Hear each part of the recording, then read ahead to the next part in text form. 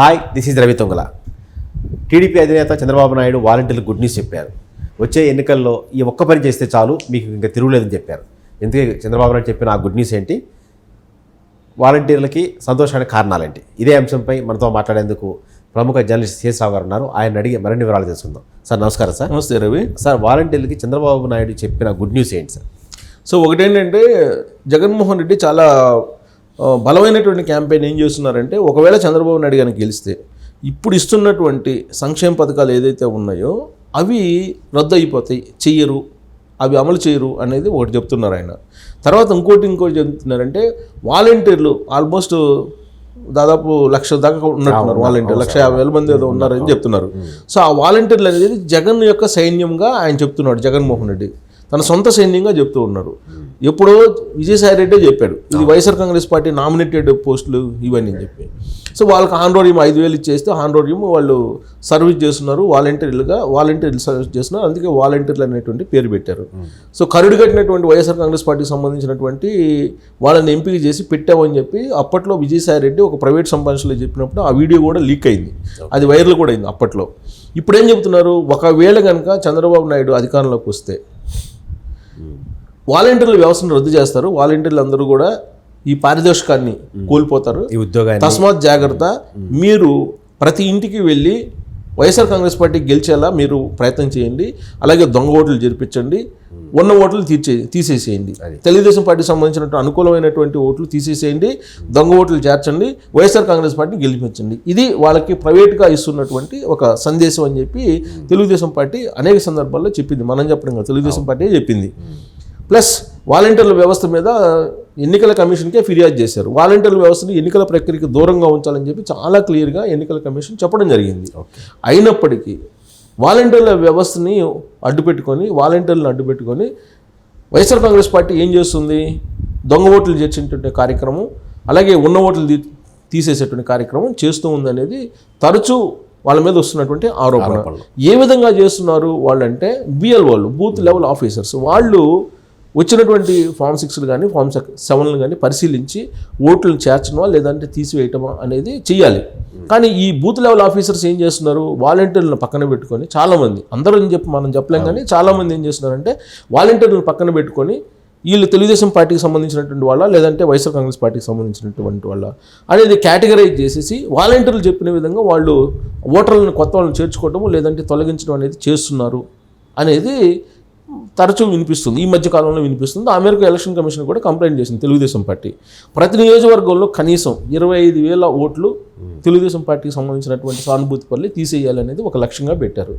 ఆ లక్ష్యాన్ని చేరుకునేందుకు వాలంటీర్ల సహాయ సహకారాలని కొంతమంది బూత్ లెవెల్ ఆఫీసర్స్ తీసుకుంటున్నారు అనేది వినిపిస్తుంది. దాంట్లో భాగంగానే మనం పర్చూరుది ఉదాహరణ తీసుకోవచ్చు. పర్చూరులో చేసినటువంటి కార్యక్రమం, ఆ తర్వాత అక్కడ ఆఫీసర్స్ ఏ విధంగా సస్పెండ్ అయ్యారో మనం చూసాం.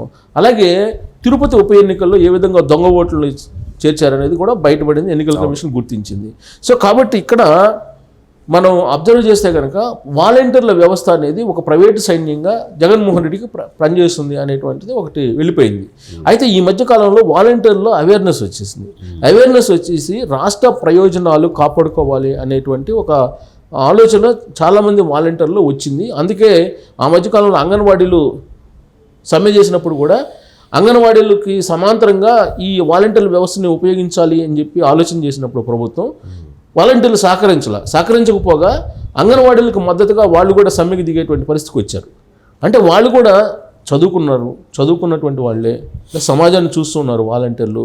సో రాష్ట్రంలో ఉండే పరిస్థితి ఏంటి అనేది వాళ్ళకి అర్థమవుతుంది.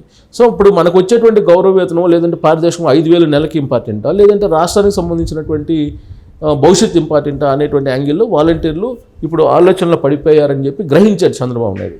అందుకే చంద్రబాబు నాయుడు రా కదలరా అనేటువంటి కార్యక్రమానికి వెళ్ళినప్పుడు ఆయన ఏం చెప్తున్నారంటే, వాలంటీర్లకు ఒక గుడ్ న్యూస్ చెప్పారు, మిమ్మల్ని నేను మన తెలుగుదేశం పార్టీ అధికారంలో వస్తే ఎట్టి పరిస్థితుల్లో వాలంటీర్ వ్యవస్థని తొలగించను, దాన్ని ఇంకా సేవా దృక్పథంతో ముందుకు తీసుకెళ్లేటువంటి ప్రయత్నం చేస్తాను. ఎవరైతే వాలంటీర్లుగా వ్యవహరించకుండా వైఎస్ఆర్ కాంగ్రెస్ పార్టీ సేవకులుగా వ్యవహరిస్తున్నారో వాళ్ళని మాత్రమే తొలగిస్తాను తప్పితే మిగిలినటువంటి వాళ్ళందరినీ ఒకేసారి రద్దు చేసేటువంటి వాలంటీర్ వ్యవస్థను ఆలోచన లేదు, వాలంటీర్లు తీసేయము.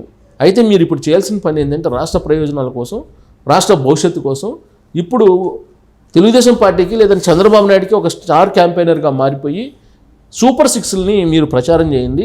రాబోయేటువంటి ఎన్నికల్లో తెలుగుదేశం పార్టీని అధికారంలోకి తీసుకురావడానికి మీరే స్టార్ క్యాంపెయినర్లు, మీరే ప్రచారం చేయండి, ఇంటింటికి వెళ్ళి ప్రచారం చేయండి.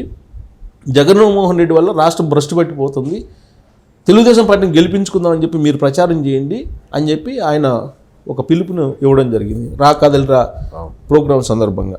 సో కాబట్టి వాలంటీర్లకి ఒక గుడ్ న్యూస్ ఏంటంటే ఎట్టి పరిస్థితుల్లో తీసేయమనేది.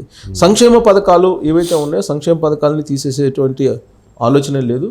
అసలు ఈ సంక్షేమ పథకాలు జగన్మోహన్ రెడ్డి కన్నా కూడా తెలుగుదేశం పార్టీ గతంలో మిన్నగా అమలు చేసింది అనేటువంటి విషయాన్ని చంద్రబాబు నాయుడు చెప్తూ ఉన్నారు. కాకపోతే ఏంటంటే ఆ రోజు ఉన్నటువంటి పథకాల పేర్లు మార్చేసి జగన్మోహన్ రెడ్డి అప్పుడు చంద్రబాబు నాయుడు వస్తువులు ఇస్తే ఇప్పుడు నగదు రూపేణ అకౌంట్లో వేస్తున్నారు. సంక్షేమ పథకాలు అనేవి కొత్తగా వచ్చినాయి కాదు, ఆ రోజు ఎన్టీ రామారావు పెట్టినటువంటి సంక్షేమ పథకాలు ఇప్పటికి కూడా క్యారీ అవుతున్నాయి. కాకపోతే రకరకాల మార్పులు రూపాంతరం చెందుతున్నాయి తప్పితే సో ఎక్కడా కూడా సంక్షేమ పథకాలు మార్చలేదు. కొత్తగా జగన్మోహన్ రెడ్డి ఇచ్చే ఏమీ లేదనేది చంద్రబాబు నాయుడు రా కదలిరా సమావేశాల్లో చాలా క్లియర్గా చెప్తున్నారు. దీంతోపాటు ఆయన వాలంటీర్లకు ఇంకొక విషయం కూడా చెప్పారు. ఏం చెప్పారనంటే మీ సొంత భూమికి జగన్మోహన్ రెడ్డి బొమ్మేసి మీరు ఇవ్వటం ఏంటి, అది కూడా బాగా ఇష్యూ అయింది. అది కూడా ఇష్యూ అయింది. వాలంటీర్లకు కూడా అలర్ట్ చేస్తున్నారు. వాలంటీర్లు ఇంటింటికి వెళ్ళి ఈ టైటిలింగ్ అనే దాన్ని, అలాగే భూములు రీసర్వే అనే దాన్ని, అలాగే ఒరిజినల్ డాక్యుమెంట్స్ని జగన్మోహన్ రెడ్డి తీసివేసుకొని రాబోయేటువంటి రోజుల్లో మోసం చేయబోతున్నారు అనేటువంటి దాన్ని కూడా మీరు ప్రజలకు తెలియజేయండి, ఇంటింటికి వెళ్ళి ప్రచారం చేయండి, నా స్టార్ క్యాంపెయినర్లు మీరే అని చెప్పి వాలంటీర్లకి ఒక పిలుపునిచ్చాడు చంద్రబాబు నాయుడు. పిలుపునిచ్చి రాబోయేటువంటి రోజుల్లో పొరపాటును కనుక జగన్మోహన్ రెడ్డికి ఓటేస్తే మీ ఆస్తుల్ని, సొంత డాక్యుమెంట్ని, ఒరిజినల్ డాక్యుమెంట్ని తను సొంతం చేసుకుంటాడు, వాటిని తీసుకెళ్ళి తాకట్టు పెట్టుకుంటాడు, తాకట్టు పెట్టి అప్పులు చేస్తారు అని చెప్పి ఆయన వాలంటీర్లకు చెప్తూ, వాలంటీర్లు ఇదే విషయాన్ని ఇంటింటికి వెళ్ళి మీరు చెప్పండి, ప్రజల్లో అవేర్నెస్ కల్పించండి. వాలంటీర్ల వ్యవస్థ అంటేనే అవేర్నెస్ కల్పించడం, ప్రజల్లో చైతన్యం తీసుకురావటం.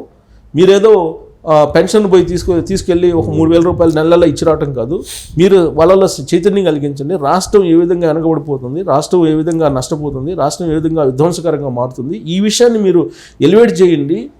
జగన్మోహన్ రెడ్డి సంక్షేమ పథకాలు కొత్త కాదు, అవి పాత పథకాలు కొత్త రూపంలో ఇస్తున్నారు, ఇవన్నీ కూడా మీరు ప్రచారం చేయండి ఇంటింటికి, మీకు నేను న్యాయం చేస్తానని చెప్పి చంద్రబాబు నాయుడు రా కదలిరా ప్రోగ్రాం సందర్భంగా వాళ్ళకి ఇచ్చినటువంటి ఒక పెద్ద గిఫ్ట్ అలాగే ఆఫరు ప్లస్ టాస్క్ కూడా.